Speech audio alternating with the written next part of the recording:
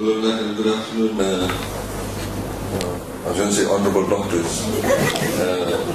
It gives me much pleasure to be here this afternoon. I was supposed to be here earlier this morning, but we had cabinet. But thank you for the invitation. I'd like to keep the talk or the session to quite informal, and I'd like to have a bit of interaction, and if you can ask questions in terms of the expectations we have of you. And indeed I'll highlight the expectations that we do have indeed of you. But also to position yourself within the wider civil service context. You as doctors play a very pivotal role in the delivery of service. And I don't say that in a, as a run-of-the-mill statement. It actually is very, very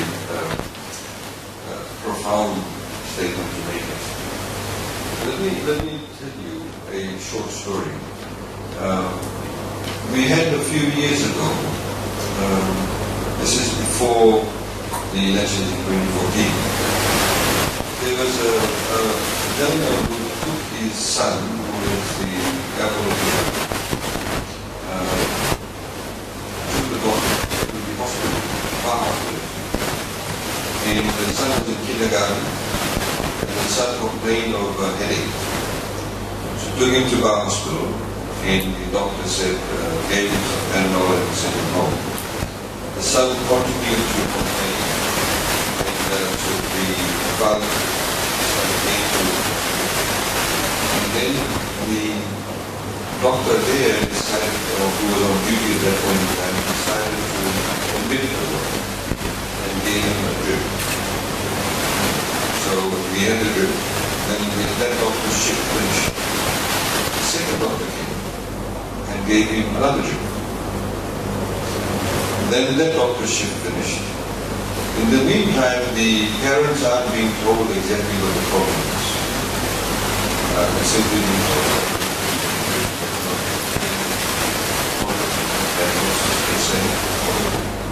The third doctor comes in, gives a third drip. This little child already had two bags. Halfway through the third drip,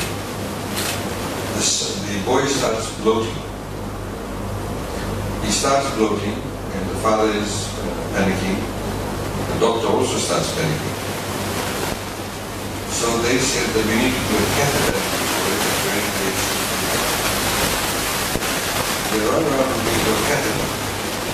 When he's about 6 years old, he will need a shower. Finally, to the shower and adult catheter in doctor's penis. The boy starts bleeding afterward. The parents are very concerned. There's blood in the back. So they said we could take him to the Luna Hospital. And then the father said, I'll take him to the Luna Hospital. He said, no, you have to wait. It'll be arranged. 45 minutes later, or an hour later, an ambulance finally arrives. On the way there, the boy dies. The boy is dead. The doctors who were there, they sort of disappeared from the hospital. I think some of them were transferred immediately. The parents then obviously are very distraught, extremely distraught. The parents are subsequently told by the Ministry of Health, the mother in particular, that they came to the Ministry of Health to complain, and they were showing the photos of the son, so he was very helpful. The mother was probably quite young and had a child.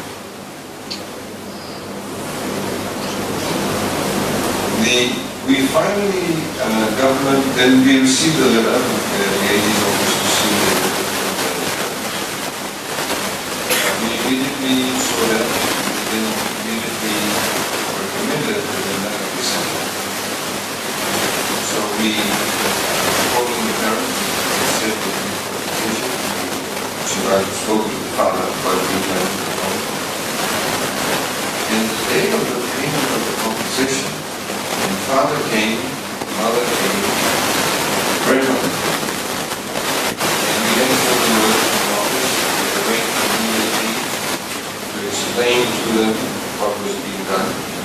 that level. They, according to the legal aid lawyers, it's better than the legal sentence.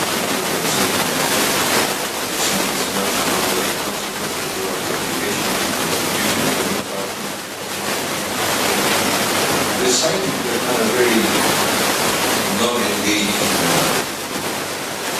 and we put the check across to them. As soon as we picked up the check and just put the check aside, all the mother wanted to do was for me to see the photographs of the son. This is the son. See, this is him graduating from kindergarten. Showed no photos. Not a single person in the room did not have wet eyes. All the lawyers were in the room, everybody started. Even till today when I tell the story, it's quite dramatic to think about it. And that for me encapsulates the incident. What kind of impact your work, your profession, you as an individual profession, what impact it has on our personal life? What impact it has on the family?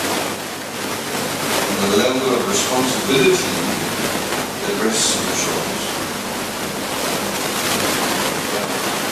There are a number of issues made. First of all, we need to be able to communicate. In Fiji, we have a tendency to have a culture. You're the doctor, you're the big man or woman. You don't need to tell them what these people. I'll do what I need to do, I'll give the medicine. They probably won't even understand what medicine I'm giving them. What's the need to come? There is an attitude. So we need to get away from that. The second thing, of course, linked to that, is people in Fiji have become more educated. They really used to have right to know. The officers from the chambers were talking about the various rights in the Constitution. But it is a fundamental right of a person to have access to information pertaining to them. In this particular case, of course, pertaining to an underage person. So you must be able to communicate. And that means we have to be able to learn to respect the person who is your patient. They are clients. If you want to take a very commercial approach to it, without patients, you don't necessarily need to exist in that profession. They, in a way, are helping to pay for itself as well as the Ministry of Health does not need to exist. People do not need health services. So because of them, the Ministry of Health professionals are involved to exist. So the ability to communicate is very important. To be able to respect patients as they are. The second thing, of course, is the ability to also, the duty of care is very important. The ability to pass on information, the ability to communicate with your peers, people within your profession, is very important. And thirdly, of course, to be able to have a particular level of sensitivity. You need to be sensitive. Just put yourself in that position. If you're a mother, if you're a father, if you're a brother or a sister, how would you like it if somebody spoke to you or did not speak to you? Or actually did not want to adhere to your wishes. You play a very, your profession is a very personal profession. It's a very personal issue. Health is a very personal issue. Tomorrow somebody tells you that you have cancer or you're about to have your leg amputated. It will have a huge impact on your personal life, on your emotional well-being, mental health well-being. Tomorrow somebody will tell this lady here who is the trouble of the day. When I, many years ago, I was in practice for 9 months. I busted my knee. I wasn't able to do it. Practice, I busted my knee for 9 months. It helped me realize the ability to even maintain just a problem challenge. To be able to walk from point A to point B, normally in 4 to 5 minutes, and it took me half an hour. your decision to chop somebody's leg off, when your indecision or indecisiveness or your lack of care that could lead to somebody having their leg amputated, will have a huge impact on that person. Not only just on that person, but those who are family members of that person. It's very critical. So your job is very personal. I do not necessarily envy you. Now this is why we recognize that we have now increased corporate salaries quite significantly. So the case for the program about that. Up to about 80% of what used to pay. And that is government's recognition that we play a very critical role. We play a very critical role in respect of those providing services, the well-being of our country. We are able to cure people. We are able to look after our people. They won't just feel good, but also they'll be able to contribute productively to our society. Healthier the people, the better it is. In places like Tanzania and various other places, when HIV hit those countries, the majority of the people who became HIV positive were people who were in the age. These are supposed to be the most productive members of that society. These were the young professionals. So the productivity levels of that country significantly reduced. They lost a whole generation of people who would have actually helped contribute to the country. Which in the same way, of course, NCD is a big issue for us. Cardiovascular health is a big issue for us. We learn, of course, not to do this. To be able for us to do that, we need you to be able to provide a level of service in a very professional way. Many doctors actually in Fiji do a wonderful job. We also have cases of course, doctors who are extremely negligent. We've had some other issues recently with some doctors, some journalists. Now, the reason why that has happened is because we want to set a particular trend, a particular message, to say that we want to increase the level of professionalism in the service. I, in fact, refer to the Constitution. I don't know if we've been to Section 153. Talks about public service. I don't know if you've been copying the Constitution. Yeah. So you don't begin with a copy of the Constitution. It's very easy to read, it's not very difficult. If you read Section 123 of the Constitution, it says the values and principles of state service include A. High standards of professionalism, including professional ethics and integrity. B. Prompt and faithful implementation of government policies and administration of laws. C. Being free from corruption. D. Efficient, effective, and economic use of public resources. E. Prompt response to requests and questions from the public, and delivery of service to the public in a manner that is respectful, effective, impartial, fair, and equitable. F. Accountability for administrative conduct. G. Transparency, including 1. Timely, accurate disclosure of information to the public. And 2. Prompt, complete, and candid reporting to Parliament as required by law. H. Cultivation of good human resource management and career development practices to maximize human potential. And I. Recruitment and promotion based on 1. Objectivity, impartiality, and fair competition. And 2.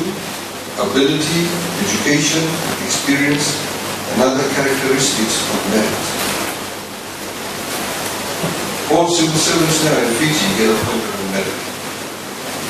All civil servants now in Fiji will be assessed on the way that they are going to perform that particular service that is required through the job description. And that is the best way to go. And you all need to be rewarded according to the type of service that you provide. And the risk factor that's involved. This is why, as I will tell you later on, is that we have 3 categories of doctors, some revision taking place, A, B, and C. A are those people who are very high risk, and B, that are of course MSc. So we have recognized the fact that doctors and PhDs, nurses and PhDs need to be rewarded or working clinical conditions need to improve significantly. We are heading at the moment to the civil service reform union. Jane Curran. Jane, have you ever spoken? Oh, Jane's not. Jane is in charge of the civil service reform management. And she will tell you that we are carrying out an assessment of the terms and conditions of employment and salaries. Even the doctors have already received pay rise. We'll still be doing that across the board for doctors and nurses and everybody else in the civil service.